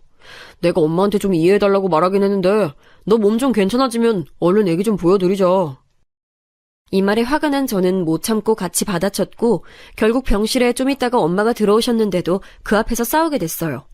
엄마도 어이가 없어서 우리 남편을 야단치셨고요. 자네 눈치가 없어도 정말 너무 없는 거 아닌가? 얘 큰일 치른 지 얼마 안 된 애야. 뭐 불만이 있을 게 대체 뭐가 있어? 아니, 있으면 나한테 대신 말을 해봐. 뭐가 그렇게 불만이야? 제대로 눕지도 못하는 산모 앞에서 그렇게 고래고래 소리 지를 일이 뭐가 있어? 뭐냐고! 그러자 남편은 씩씩거리면서 우리 엄마를 노려보더니 그대로 옷을 집어들고 나가버렸어요. 엄마한테 직접적으로 대든 건 아니지만 저는 너무 야멸차게 엄마를 쳐다보던 그 눈초리가 너무나 황당하게 느껴졌어요. 하지만 주기적으로 계속 수유콜이 올라오고 저를 기다리고 있는 갓난아기를 보며 그래도 내가 참아야지. 이 남자도 뭔가 힘든 게 있겠지. 우리 둘이 같이 한 생명을 만들고 낳았으니 잘해봐야지. 이런 생각들만 줄곧 하면서 참으려고 했어요. 참는 수밖에 없기도 했고요. 그럼에도 불구하고 한번 엄마와 제 남편 사이에 불씨가 생겨버리니 이게 잘 수습이 안 되더라고요. 여기서 한 가지 정리를 좀 해두자면 그렇다고 해서 엄마가 우리 남편한테 눈치를 줬다든지 하는 건 없어요. 외려 엄마가 불편해 죽겠다면서 원래 기한보다 빨리 나가서 살면 안 되겠냐고 하셨거든요.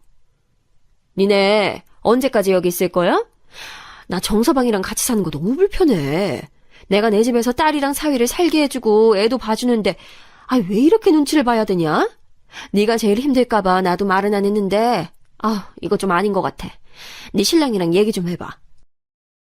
이런 말까지 튀어나오는 판국에 남편은 대책도 없으면서 왜 우리 엄마랑 으르렁거리는 걸까요? 전 더 이상 참기 힘들어서 남편과 이 부분에 대해서 얘기를 했어요. 되게 의외였던 건 남편이 꽤나 놀랐다는 거예요. 되게 뻔뻔하지 않나요? 오빠, 우리 엄마가 오빠랑 나랑 같이 애기까지 이렇게 사는 거 너무 불편하대. 엄마 딴에는 많은 거 양보하고 애기 방도 내주고 안방까지 우리한테 주고 저렇게 살고 계시는데 오빠랑 같이 지내기 힘든가 봐. 내가 이 부분에 대해서 할 말이 많긴 하지만 또 싸울까 봐 그만 얘기할래. 아무튼 어떻게 생각해? 벌써 엄마네에서 지낸 지 몇 년 되기도 했고 우리도 어느 정도 돈도 모였잖아. 이 부분은 꼭 결정을 해야 될 것 같아. 제 말에 남편은 뭐 그런 일이 다 있었냐는 듯이 아주 천연덕스러운 표정을 짓고 말하더라고요. 뭐? 장모님 불편하시다고? 왜? 그럼 그 얘기인즉슨 우리 나가라고 이제? 아니 근데 갑자기 이렇게 나가라는 거야? 이때 정말 너무 어이가 없어서 표정 관리가 안 되더라고요. 그래도 할 얘기는 해야지 어쩌겠어요. 그걸 지금 몰라서 물어? 그럼 어떡해. 언제까지 엄마네 있을 건데. 엄마도 사이가 불편하지만 않았으면 몇 년 더 있자고 할 생각이었나 봐. 내가 이런 얘기까진 진짜 안 꺼내고 싶었는데 오빠 뭐 기분 나쁘면 우리 엄마랑 밥상머리 앞에서도 인상 쓰잖아. 설거지하는 것도 막 탕탕거리면서 하고 어른이 차려주신 밥상에서 깨작깨작거리고 인사도 안 하고 애기도 우리 엄마가 안고 있으면 오빠는 그대로 들어가서 자버리고 이게 뭐 하는 거냐고. 엄마가 우리 위해서 왜 그렇게 살아야 되는데. 그러자 남편은 이때부터 엄청 한심한 소리들만 하고 있는 거예요. 이때부터 저는 절실하게 제가 도대체 인생에서 무슨 짓을 저질러버린 건지, 왜 결혼이라는 그 중요한 행위를 이 인간과 했는지 후회되기 시작했어요. 아니, 왜 내 잘못만 있다고 해? 장모님이 계속 밥 먹을 때 이거 먹어라 저거 먹어라 하시니까 이제 나도 장모님이랑 좀 편해졌으니 먹고 싶은 거 얘기도 할 수 있는 거지. 아니, 그리고 장모님이 애기 볼 테니까 나보고 쉬라고 하셨는데 그것도 내 잘못이야? 아니, 막말로 나는 서운한 거 없는 것 같아?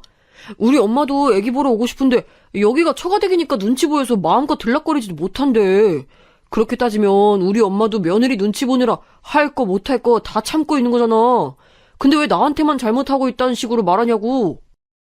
이렇게 얘기가 이어지다가는 답도 없을 것 같아서 저는 결론만 전달했어요. 됐고, 이제 이런 말 그만해. 부질없어. 엄마가 전하고 싶은 말은 딱 하나뿐이야. 그리고 어머니도 아들이 처가살이하는 것 같아서 싫으시면 아들이 따로 나가서 살면 되는 거 아니야? 우리 이제 분가해서 나가자. 원룸이건 투룸이건 뭐든 얻어서 나가는 게 맞을 것 같아.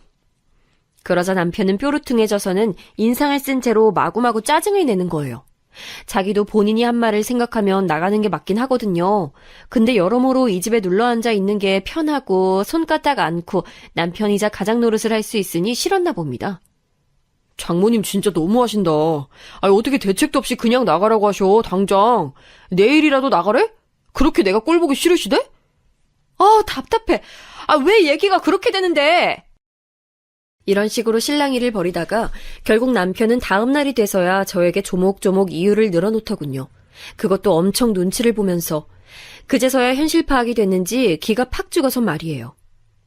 저기 지금 회사도 여기랑 가깝고 그리고 당장 집을 어떻게 구하냐. 사람이 넓은 데 살다가 좁은 데 못 간다고. 우리 애기도 있는데 어떻게 갑자기 집을 줄여서 가냐고. 지금부터 돈 더 잘 모아서 다른 곳으로 갈 때까지 내가 좀 참아볼게. 엄마한텐 나도 말 잘할 테니까 너보다 장모님께 말씀 좀 드려줘. 내가 더 잘할게. 이러면서 얼렁뚱땅 얼버무리려고 하더라고요. 결국 어쩔 수 없이 이 말을 엄마에게 전달했고 엄마는 본인이 뭔 죄가 있어서 이런 상황에 있어야 하냐며 화를 내셨어요. 아이고, 그놈의 자식이 뭔지. 아니, 내가 왜 사위 놈 눈치까지 봐가면서 내 집 내주고 눈치를 봐야 되냐? 아휴, 하여간 정서방, 나 계속 지켜보고 있을 거야. 신경 쓰이게 하면 곧장 나가라고 할 거야. 지네 엄마한테도 전화해서 난리 칠 거니까 그렇게 하려고 해. 엄마는 말은 그렇게 하면서도 딸인 제가 남편과의 관계가 나빠질까봐 집에서는 한마디도 내색하지 않았어요. 그러면서 불편하니 근처 이모네 가서 실컷 사위욕도 하고 밥도 먹고 오고 그렇게 풀더라고요. 무튼 저는 다양한 부분에서 엄마에게 미안한 게 너무 많았고 이런 분위기를 좀 잘 풀어보고 싶었어요. 그 와중에 엄마의 생신이었는데 엄마는 일생을 혼자 저를 키워오느라 제주도도 가본 적이 없거든요. 그런 엄마가 새삼 안타깝게 느껴졌던 거로 제가 해외여행을 계획하게 됐습니다. 장소는 베트남 나트랑이었어요. 많은 분들이 여기를 휴양지로 삼아서 놀러간다던데 다소 복잡한 동남아 지역들 중에서도 나트랑평은 괜찮더라고요. 가족들끼리 단체로들 많이 간다고 하니 저도 열심히 알아봤어요. 사실 맘 같아선 엄마랑 저 애기만 셋이 가고 싶었지만 그래도 엄연히 같이 살고 있는 가족인 남편을 뺄 순 없으니까요. 남편도 우리 엄마의 선전포고 이후로 눈치가 보였는지 이때는 비위를 좀 맞추는 분위기였답니다. 하지만 문제는 어머니였어요. 뭔가 촉이라도 있었던 건지 몰라도 이상하게 어머니가 저희가 여행을 갔던 첫날부터 계속해서 전화를 걸어대시는 거예요. 영상통화로 바꿔서 애기 얼굴 보여달라는 둥 평소 하지도 않던 주문들을 하시길래 좀 이상하게 느껴졌어요. 결국 대화한 지 얼마 안 돼요. 제 딴엔 뭐 나쁜 짓을 한 것도 아니고 그냥 당당하게 말을 했는데요. 그게 어머니 기준에서는 아주 용서할 수 없는 나쁜 짓이었나 봅니다. 아주 불같이 화를 내시는 거예요, 글쎄. 저 어머니, 사실 지금 여기 베트남이에요. 저희 해외여행 왔어요. 엄마 생신이셔서 애기랑 남편이랑 저희 엄마랑 다 같이 여기 놀러와 있어요. 뭐 급한 일 있으신 건 아니죠? 돌아가서 다시 연락드릴게요. 이렇게 말씀을 드리고 전화를 끊으려는데 어머니는 걷다 대고 마구마구 소리를 질러대시는 거예요. 리조트에 누워서 평화롭게 얘기를 재우고 있던 차에 어머니 목소리에 기겁해서 얼른 뛰어나왔어요. 뭐 어디를 가? 베트남? 아이고, 니네들 팔자 좋다 아주. 돈 없어서 죽겠다 소리를 하더니 나라가 이렇게 어려운 때 이게 무슨 낭비야? 정신이 있는 거야 없는 거야? 아니, 아무리 생각해도 어머니가 선택한 단어의 오류가 정말 너무 많지 않나요? 돈 없어서 힘들단 소리를 한 적도 없었고 나라가 어려운 때라니 이건 또 무슨 말인지 모르겠어요. 어머니도 저희보다 두어 달 전쯤 본인 친구들이랑 일본 여행 갔다 오셨거든요. 그때 용돈 필요하다고 대놓고 요구하셔서 남편이 거의 달래듯이 어머니한테 100만 원 드렸던 게 기억나요. 아마 돈 없어서 이 정도밖에 못 드린단 말은 남편이 했었을 것 같아요. 무튼 본인이 왔다 갔다 한 건 당연한 일이고 우리가 엄마 모시고 온 건 낭비라니요. 이 좋은 곳에 여행 와서 숨 돌리려던 차에 어머니 전화에 정말 가슴에 돌덩어리가 크게 떨어진 기분이 들었어요. 저기 어머니, 다른 게 아니라 저희 엄마 생신이셔서 그 기념으로 온 거예요. 왜 이렇게 화가 나신 거예요? 저 솔직히 이해가 너무 안 돼요. 제 이런 반응에 어머니는 그것도 그렇게 괘씸하셨던지 당장 본인 아들을 바꾸라는 거예요. 전 한숨을 팍팍 쉬면서 남편을 불렀고 당황한 얼굴로 뛰어온 남편이 전화를 받았어요. 엄마, 왜 그렇게 화를 내는데? 아이, 진짜, 그렇게 화낼 일은 아니잖아. 남편조차 수습이 어려운 상태였고 결국 이런 분위기에서 멍하니 있던 우리 가족들은 모두 여행 기분을 망친 상태였어요. 이때 엄마를 슬쩍 보니 표정이 보통 화가 나 있는 게 아니었고 하여간 여러모로 짜증이 나는 거예요. 이걸 갖고 남편한테 말해봤자 돌아오는 대답은 딱히 시원할 리가 없었고요. 심지어 정말 기함할 일이었던 것은 4박 5일 일정 중 어머니는 정말 하루도 안 빼놓고 전화를 걸어대셨다는 거예요. 기어이 제가 3일째부터는 전화를 뒤집어 놓고 일부러 받지 않았어요. 그랬더니 남편한테 전화를 걸어서는 세상 불효자 아들한테 무슨 고려장이라도 당한 마냥 그렇게 곡소리를 해대는 거예요. 저한테 직접적으로 들리진 않았지만 수화기 너머로 들려오는 소리는 뻔하고 뻔했죠. 아이, 진짜 엄마. 우리 온 지 지금 며칠 안 됐어. 그리고 내일 모레 갈 거라고. 그만 좀 전화해. 뭐 대단한 사고라도 친 줄 알겠네, 정말. 이렇게 전화를 해서 본인 아들이랑도 싸워대고 저희가 돌아가서 다시 전화를 드렸을 때도 여전히 노발대발하면서 썽을 내시더라고요. 저희 여행은 어땠냐고요? 물어보나 마나 정말 그때 엄마 생신을 그렇게 보내게 될 줄 누가 알았겠냐고요.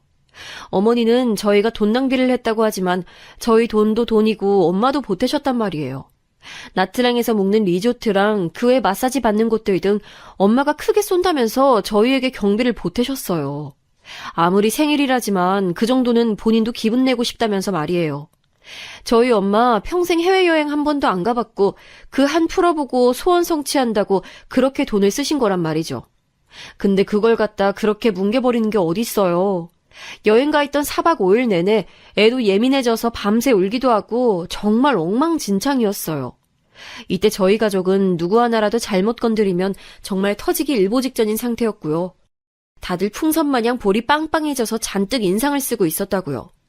이때 가이드가 찍어준 사진이 있는데 진짜 하도 어거지로들 웃고 있었고 엄마 생일 케이크 불 때나 겨우 웃었던 것 같아요. 날도 덥고 습하고 비도 오고 날씨도 잘못 맞췄다 싶은데 어머니 전화까지 매일 모닝콜 마냥 저렇게 울려대니 진짜 미치겠더라고요. 돌아오는 날 인천공항 도착했을 때 저한테도 전화가 또 걸려온 걸 보고 전 급기야는 차 조수석에다가 전화기를 던져버릴 정도였어요. 엄마는 저한테 그냥 몸이 안 좋다면서 얼른 집에 가서 쉬고 싶다고 하셨고 진짜 전 울음이 쏟아져 나올 지경이더라고요. 아니, 우리 엄마 생신을 제가 왜 시어머니를 등에 업고 이렇게 눈치를 봐야 하나요? 돌아와서 남편이 어머니랑 대판하신 것 같은데 그래서인지 저한테 한동안 연락은 안 왔어요. 하지만 시어머니들은 그렇게 쉽게 변하지 않더라고요. 자기 아들이 좀 난리치니까 그때만 슬쩍 눈치 봐놓고 나중에 시간 지나니까 또 금세 잊고 시어머니 노릇하려고 드는 거예요. 시누이가 결혼한 지 오래지 않아서 시댁 식구들끼리 밥을 먹게 됐는데 어머니는 굳이 저한테 전화해서 좋은 곳을 좀 알아보라고 하더군요. 그러면서 덧붙이는 말이 너무 밉상인 거예요. 그러니까 이번에 네가 좀 좋은 데 알아봐. 네가 젊은 애니까 좋은 데 잘할 거 아니야. 그리고 꼭 네 신랑이랑 애만 데리고 와. 너그 엄마 데리고 올 생각 꿈도 꾸지 말고. 우리 식구들끼리만 만나는 자리다. 알겠냐? 정말 어머니에 대해서는 어디까지 제가 참아줘야 덜 놀랄 수 있는 건지 감도 안 잡히더라고요. 시댁 식구 모임에 친정엄마를 데리고 가는 며느리가 어딨다고 저딴 말을 하시는지 너무 어이가 없는 거예요. 그래놓고들 다 같이 한자리에 만났고 결국 이때 식사 자리도 저한테 실컷 시켜대시더니 본인 딸인 시누이가 정해둔 레스토랑에서 밥을 먹게 됐어요. 근데 이때도 어머니 하는 말을 들어보니 진짜 사람이 이렇게 늙으면 안 되겠더라고요. 어딜 가던 밉상에 미움받게 생겼어요. 저는 며느리라 그렇다 치고 사위한테도 함부로 하겠다는 마음은 똑같이 장착돼 있더라고요. 저랑 뭐 얼마나 친했다고 귓속말로 저런 말을 하는지 모르겠어요. 야야, 많이 먹어. 더 시켜. 간만에 이거 비싼 것 좀 먹어보자. 우리가 언제 이런 데 또 오냐? 왔을 때 실컷 갈질해 보는 거지. 이렇게 말을 하니까 남편도 눈치가 좀 보였는지 말리는 눈치더라고요. 아, 엄마, 그래도 매형이 사는 건데 어떻게 그렇게 비싼 메뉴들을 시켜? 이러면 누나가 눈치 보여. 적당히 시키라고. 전 이때 속으로 얼씨구 지 누나 일이 되니까 저렇게 객관적으로 보이나 싶어서 아주 웃기더라고요. 근데 거기다 어머니가 맞장구 칠 줄 알았더니 그렇지도 않은 거예요. 딸이 곤란해지건 말건 간에 그냥 남의 자식 돈은 아무렇지 않게 다 써버려야겠다는 건지 진짜 너무 철판이시더라고요. 뭐 어때? 자기가 사겠다고 하잖아. 본인 입으로 마음껏 시키라고 맛있는 거 드시라고 했어. 그럼 시켜도 되는 거지. 사위가 장모 대접하겠다는데 어줍잖은 거 시키면 쓰나. 아랫사람이 쏘겠다고 할 때는 거하게 제대로 해줘야 저기도 대접한 기분이 나. 아이, 먹기도 싫으면 그만둬. 난 좋은 거 먹을 거야. 그러면서 어머니는 평소 그렇게 돈 갖고 난리치시던 분이 10만 원대가 훅훅 넘어가는 메뉴들을 아무렇지 않게 다 손가락으로 가리키시는 거 있죠.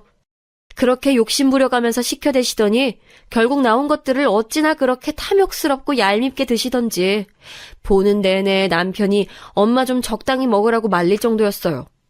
신우도 얼굴이 벌개져서는 남편 보기 부끄럽게 왜 그러냐고 약간 짜증을 낼 정도였고요. 하여간 어머니는 저렇게 자기 자식들, 아니 그것도 아니에요. 그냥 본인 이득만 중요시하는 분이었어요. 아버님이 창피하다고 옆에서 뭐라고 해도 같이 드세게 싸우려고만 하고 조금도 다른 가족들을 생각지 않는 분이었죠. 그런데 또 다른 문제가 터지고 말았으니 바로 명절 때 시댁에서 모였던 날이었던 것 같아요. 이날 어머니가 계속해서 자기 딸 보고 가라고 하면서 우리를 붙잡고 놔주질 않는 거예요. 그러면서 덧붙이는 말이 정말 재밌으시더군요. 니네 또 네 엄마랑 다 같이 우리 몰래 여행 가려고 그러는 거지? 그러는 거 아니야. 나이 먹은 어른 속이고 그렇게 네 집만 챙기면 벌 받는다 너. 빨리 집 가서 뭐 하려고? 어? 이런 말을 계속하면서 집에 가기만 해보라는 어투로 울음장을 놓으시는 거예요. 진짜 환갑이 넘으신 분이 왜 이렇게 유치하게 구시는 건지 정말 이해가 안 가더라고요. 그리고 이때 우리 애도 엄청 보채고 먹는 것도 거부하고 기저귀도 버려서 씻기고 하다 보니 정말 정신이 하나도 없었어요. 그리고 제 딴에는 남편한테 이런저런 말들을 했었거든요. 근데 이게 그렇게 문제되는 말인가요? 오빠, 저기 가서 수건 좀 갖다 줘. 그거. 그리고 젖병 물에 한번 헹궈주고 내가 씻어 놓은 거야. 거기 주전자 있지? 그럼 물 좀 끓여주라. 얘 바로 분유 먹여야 될 것 같아. 정말 아무리 생각해도 제가 한 말은 이 정도밖에 없거든요. 하지만 어머니는 이때 그 모습을 아주 눈여겨보고 계셨다가 그렇게 죽일 듯이 못 참을 만큼 분노가 치밀어 오르셨나 봐요. 끝끝내 저희 붙잡고 더 있다 가라는 걸 집에 혼자 계신 엄마 생각해서 얼른 일어났거든요. 그것까지 다 세트로 포함해서 본인의 일기장에 적어두시기라도 한 건지 아무튼 그 내용을 갖고 어머니는 그날 밤 장문의 문자를 저에게 보내셨어요. 내용이 정말 너무 기가 막혀서 아직까지 잘 갖고 있거든요. 한번 들어보실래요? 수정아, 나 정말 오늘 답답해서 잠이 안 온다. 난 네가 시집 오고 나서 너한테 마음 열고 내 딸처럼 대했어. 근데 어쩌면 그렇게 내 정성을 무시하고 나를 섭섭하게 만드냐? 정말 너무하다고 생각하지 않아? 우리 영민이 우리 집에 정말 귀한 아들이야. 내가 낳았을 때부터 얼마나 귀하게 싸매고 키웠는지 몰라. 근데 어떻게 우리 영민이를 내 눈앞에서 그렇게 막대하고 인격적으로 무시하고 함부로 대할 수가 있어? 너 그 엄마가 얼마나 잘났는지 몰라도 까짓거 돈푼 번다고 해도 그렇게 무시할 수가 있는 거야? 장모가 돼서 그깟 새신사에서 돈푼 얼마나 번다고 딸까지 교육을 그렇게 시켜서 남의 집 귀한 아들을 아주 짓밟고 무시하는 거야. 그렇게 살면 벌 받는다. 내가 아주 너한테 실망했어. 너 제대로 사과해줬으면 한다. 이 문자를 저는 정말 몇 번이나 읽고 또 읽고 하면서 분노를 어쩌면 좋을지 고민했어요. 도대체가 이렇게 차오르는 분노를 어디다 쏟아내야 할지 모르겠더라고요. 남편은 전혀 이 상황도 모르고 태연하게 집에 와서는 배고프다 소리를 하는데 정말 쥐어받고 싶더라고요. 이것 좀 봐봐. 어머니가 나한테 보낸 문자 보라고. 지금 이게 뭐 하자는 거야, 어? 남편은 제 말에 무척 귀찮아하면서 문자를 힐끔 보더니 생각보다 날카롭게 길게 휘갈겨진 문장을 보더니 슬쩍 긴장하는 눈치였어요. 나 진짜 화딱지가 나서 참을 수가 없어. 이게 뭐야? 남편은 묵묵부단 말도 안 하고 또 슬쩍 넘어가려 들길래 더 참을 수가 없어서 저도 반박하는 내용을 보냈고요. 그때 터져버린 불씨가 이윽고 폭탄이 되어 지금 이 상황까지 오게 됐어요. 정말 저는 참다 터뜨린 거라 할 말 안 할 말 가리지 않고 다 쏟아내버렸어요. 어머니, 제가 더 서운한 건 왜 모르시나요? 제가 영민 씨를 뭐 얼마나 괴롭게 했다고 그렇게 말씀하세요? 제 개인적인 일로 시킨 것도 아니고 우리 애기 토하고 쉬하는 것 때문에 좀 도와달라 했어요. 그게 인격적으로 영민 씨를 짓밟은 건가요? 말이 나왔으니 말인데 그러는 어머니는 저를 얼마나 배려하고 계세요? 저도 우리 엄마 집 귀한 딸이에요. 엄마 생신 때 베트남 여행 간 것 같고 매일을 전화해 대면 못 살게 고시고 남편이 우리 엄마네 집에서 나가기 싫어해서 같이 사는 걸 처가살이 한다고 남들한테 억울하다 그러시고 대체 제가 뭘 그렇게 잘못했어요? 전 사과드릴 거 없습니다. 어머니 기분 나쁘신 건 어머니 스스로 해결하세요. 해드릴 게 없네요. 한동안 어머니 얼굴 뵙기 힘들 것 같네요. 이렇게 제 선에서 정리를 해버렸고 어머니 얼굴 보지 않겠다고 통보를 해버렸어요. 이걸 갖고 어머니는 몇 번이나 저한테 전화를 걸어댔는지 모르겠어요. 저한테 아직도 전화 내역이 남아있는데 밤 12시 반부터 시작해서 1시 반, 2시, 2시 20분, 3시 이런 식으로 아침 7시까지 계속 걸어와서 부재중 전화가 무려 30통이었어요. 차마 우리 집에는 못 쳐들어오고 저한테 그렇게 전화로 괴롭혀대시더니 급기야는 며칠 뒤에 사고를 쳐버리셨어요. 하필 제가 없는 상황에 없는 장소에서 아주 만만하게 보고 쳐들어가 버리신 거죠. 거기는 바로 다름 아닌 우리 엄마가 새신사로 일하고 계신 직장인 대형 목욕탕이었어요. 여기랑 저희 시댁이랑 그리 거리가 멀지 않고 다들 뻔히는 알고는 있었지만 어머니는 맨날 어떻게 사돈네 일하는 곳에 가냐며 안 간다고 괜히 빈정거리셨었거든요. 근데 그날 아주 쌍심지를 키고 제대로 한판 할 준비를 해가지고 우리 엄마를 찾아갔던 거예요. 엄마는 저한테 얘기를 듣기도 했던 터라 좀 얼떨떨한 표정으로 일단 인사는 하셨나 봐요. 아, 오셨어요, 사돈. 오랜만이네요. 엄마는 그렇게 말하고도 불쾌하고 불안해서 슬쩍 자리를 피하려는데 어머니가 어딜 가냐면서 붙잡았나 봐요.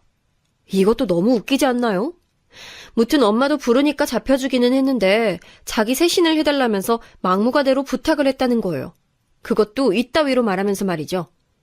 어디 잘난 사돈, 돈 많이 벌고 잘나가는 사돈 손에 그 대단한 세신 좀 받아봅시다. 아, 왜 안 해줘요? 명색이 사돈인데. 내가 그 집 사위 엄마잖아. 얼른 해줘요. 이렇게 막무가내로 막 밀어붙이니 엄마도 매우 곤란했던 것 같아요. 마침 타이밍이 막 안 좋았던 건 아니어서 엄마도 아주 떨떠름한 상태로 들어오라곤 했다더군요. 근데 뭐 정말 받을 생각은 없었던 건지 그냥 팔짱 끼고 서서는 계속 엄마한테 시비를 걸어댔었나 봐요. 뭐 어쩜 그렇게 몰지각하고 바보 같은 건지 참. 얘기를 다시 정리하면서 또 화가 나려고 하네요. 엄마가 불쾌한 걸 참고 말을 걸었는데도 냅다 무시를 했나 봐요. 사돈 셋이나 하신다면서요. 안 누우세요? 아니 내가 눕고 싶을 때 누울 거예요. 닥달하지 마요. 뭐라고요?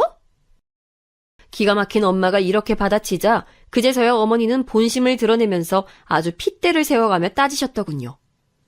어디 더럽게 남의 떼나 밀어가며 돈 벌어놓고 고가 아파트 하나 샀다고 말이지. 딸년 시집 보냈다고 그렇게 유세해요. 딸 교육을 그 모양으로 시켰어? 누가 보면 아주 재벌집 마나님이 사위 끼고 살고 안 놔주는 줄 알겠어. 하여간 성공한 거 부럽수다. 부러워요. 여기까지 저는 제정신으로 듣기 힘들어 혈압이 최고조로 올라가는 순간 우리 엄마가 제 혈압이 더 오르는 걸 멈춰줬어요. 그나마 이때 엄마가 제대로 반격을 날리셨다는 거예요. 뭐? 엄마가 그래서 어떻게 했는데? 이때 제가 물으니 엄마가 갑자기 찡그리던 인상을 갑자기 풀고는 고개가 넘어가게 막 낄낄거리면서 웃는 거예요. 야, 내가 너무 화딱지가 나서 어디 남의 집 귀한 딸한테 년년거리냐면서 물을 끼얹었어. 뭐 어쩔 것도 없이 옆에 뜨신 물이 있으니까 어떡하냐. 일부러 뜨거운 거 처맞으라고 끼얹은 게 아니라 그냥 입 다물라고 물 쏟아 부은 건데 그게 뜨거운 물이었던 거지. 엄마 말 맞다나 어머니는 그 방정맞은 입을 놀려댄 대가로 그 자리에서 뜨거운 물 한 바가지 세례를 받으셨다고 합니다. 그러면서 엄마가 곧장 욕탕 안에서 소리를 질러가지고 옆에 있던 새신사 아줌마들까지 오고 난리도 아니었대요. 남의 집 딸한테 왜 연연거려 이년아. 이 쬐깐한 년이. 아가리 함부로 놀리지 말고 꺼져. 엄마도 애지간해서 저런 말을 쓸 리가 없는데 보통 화가 난 게 아니었던 거예요. 그동안 사위인 정서방 봐서 저를 봐서 참고 사돈한테 쓴말 안 하고 살았는데 일하는 곳까지 찾아와서 행패를 부리고 딸욕을 해대니 엄마도 확 돌아버린 거죠. 게다가 엄마랑 같이 일하던 새신사 아줌마들도 평소 엄마한테 괴상망측한 사돈 얘기를 듣고 알고 있었던 모양이에요. 그러니 다들 한마디씩 얹었다고 합니다. 아이고, 호랑이 굴에 들어와도 유분수지. 어떻게 겁도 없이 사돈이라는 곳에 와서 이렇게 깽판을 쳐. 아유, 그래놓고 곱게 나갈 줄 알았던 거요? 간도 크네 참. 옛날이나 시애미들이 갑질하지. 요즘은 딸 있는 집이 갑이야. 어디서 행패를 부려? 엄마의 기센 동료 아줌마들이 뭐라 하니까 어머니는 거기서 뼈도 못 추리고 그대로 뛰쳐나가버렸다고 하더라고요. 아무래도 시댁 근방이다 보니 동네 개망신을 당한 셈이기도 하고 뭐 어떻게 수습하기도 힘든 상황이 돼버렸어요. 다시 생각해도 정말 너무너무 기가 차요. 어떻게 사돈관계가 이렇게 불편한데 며느리한테 감정 있는 걸 직접 사돈 직장까지 찾아가서 그렇게 터뜨리나요? 아무리 생각해도 너무 무지몽매하고 못된 것 같아서 전 더 이상 참을 수가 없었어요. 이날 엄마도 엄마 딴에 처치를 해버리긴 했지만 이 내용을 전화로 들으니까 견디기 힘들더라고요. 엄마, 그래서 어떡해? 엄만 어떻게 하고 싶어? 나 엄마 얘기 듣고 나니까 진짜 더 이상 이 인간이랑 못 살아. 아니 어쩌자고 저런 집 아들이랑 결혼해서 이 꼴이 난 건지. 아니 정말 무식해도 너무 무식하고 창피하고 더러워서 못 살겠다. 그만 살래 이 사람이랑. 엄마는 애지간해선 늘 저를 말리던 입장에 있었고 그런 소리 하지 말라는 분이었지만 이날의 충격이 꽤 거셌었나 봐요. 나도 이제 모르겠다. 너 하고 싶은 대로 해. 애기야 뭐 우리가 키우면 되는 거지. 특별히 상황이 달라지는 게 뭐가 있냐? 이 집에서 정서방만 나가면 되는 거 아니야. 네가 알아서 얘기하던지 해. 난 정서방 꼴도 보기 싫어. 그 얼굴 보기 싫어서 한동안 이모네가 있을까 했는데 아이 생각해보니 내 집인데 내가 왜 나가냐? 정서방 보고 당장 꼴 보기 싫으니까 일단은 지네 엄마 집으로 가라고 해. 염치가 있으면 내 얼굴 안 보게 지가 알아서 나가야지. 지금쯤 지 엄마한테 들었을 텐데도 아무 연락이 없냐? 듣고 보니 정말 그런 거예요. 전 곧장 남편에게 연락을 해서 통보했고 우유부단하고 늘어지는 성격의 남편은 몹시 놀랐지만 여전히 대책이 없어 보이더군요. 그래서 무작정 밀어붙였어요. 그만 살자고요. 그만하자. 나 이제 오빠랑 더 이상 같이 살고 싶지 않아. 이미 달라질 거 하나도 없어. 이런 일이 벌어지고 나니까 이제 우리 둘이 사는 모습이 제대로 보이네. 이 집에서 오빠가 한 게 뭐가 있어? 월급 갖다 준 거? 그건 세금이나 식비 얼마 우리 엄마 주고 나머지는 다 저금하다시피 했지. 그렇게 목돈으로 모을 수 있도록 집 제공하고 얼마 안 되는 돈 받아가며 우리 먹이고 재워준 게 누군데. 육아는 뭐 오빠가 얼마나 하냐? 그래놓고 오빠네 엄마한테 쪼르르 달려가서 처가살이 서럽다 그러고 본인 엄마가 나를 갖다가 그렇게 처잡고 하는데도 한 번을 내 편을 안 들어줬지. 그리고 오늘 일어난 일 뭔지 알지? 어머니 우리 엄마네 왔다 간 거. 나 진짜 그거 못 잊어. 그 일이 일어난 이상 우리 같이 살 수 없어. 이혼하자. 이 말에 남편은 구질구질하게 매달리다가 제가 전화를 끊어버리자 쏜살같이 조퇴하고 집으로 기어들어왔어요. 하지만 저는 일단 짐 싸서 네 엄마 집으로 가라고 잘난 네 엄마 집으로 가라며 내쫓아버렸고요. 도저히 이혼은 못하겠다며 매일매일 문자를 보내는 남편의 행보를 그냥 지켜만 보고 있는 셈이에요. 사람이 든 자리는 몰라도 난 자리는 티가 난다더니 난 자리 보면서도 별 생각 없는 걸 보니까 정말 어지간히 이 인간이 이 집에서 멋대로 살았다 싶더군요. 그러니 사람이 들고 나도 아쉬운 게 정말 조금도 눈꼽만큼도 없는 거 아니겠어요? 주변에 솔직히 이런 얘기까지 하기 창피하고 애기도 크고 있는데 저도 이혼한 여자 입장으로 살아가고 싶진 않아요. 웬만하면 별일 없이 조용조용 한 1, 2년 뒤라도 나가서 살까 생각을 했었다고요. 근데 남들이 보면 제가 계속 엄마네 집 있고 싶어 하는 줄 알지만 아니에요. 저희 남편이 우리 엄마랑 살면서 엄마가 해주는 밥이며 집 청소며 애 보는 거며 다 해주니까 자기가 아쉬울 게 없고 인프라 좋은 곳에 살고 있으니 계속 살자고 했던 거예요. 제가 답답해하면서 나가자고 했고요. 그래놓고 이런 일이 벌어지니 그제서 자기 엄마를 원망하더라고요. 저한테 온 문자들도 뒤늦게 자기가 엄마를 설득하겠다, 엄마한테 장모님께 사과드리라고 하겠다는 내용이었어요. 수정아, 미안해. 엄마가 정말 그날 어떻게 되셨나 봐. 아빠 말로는 그 전날도 엄마랑 싸웠고 엄마가 많이 심기가 안 좋았던 것 같다고 하더라고. 엄마도 후회하고 계시는 것 같아. 내가 이렇게 집으로 들어오기까지 할 줄 모르셨나 봐. 엄마도 너랑 장모님과 다시 얘기하고 싶다고 시간 좀 만들었으면 좋겠다고 하셔. 너랑 장모님 화만 풀릴 수 있다면 내가 정말 매일매일 연락하고 사과할게. 제발 봐줘. 이런 식으로 문자를 보내왔고 어머니도 우리 엄마한테 사과하는 내용의 문자를 보냈더라고요. 사돈, 그날은 내가 경우가 없었어요. 기분 상했으면 미안해요. 얼굴 좀 보고 다시 얘기하십시다. 이 문장 자체도 참 기가 막히고 너무 무례한 것 같아요. 일 저질러 놓고 사과해서 상황 풀리면 세상이 왜 이렇게 돌아가겠냐고요.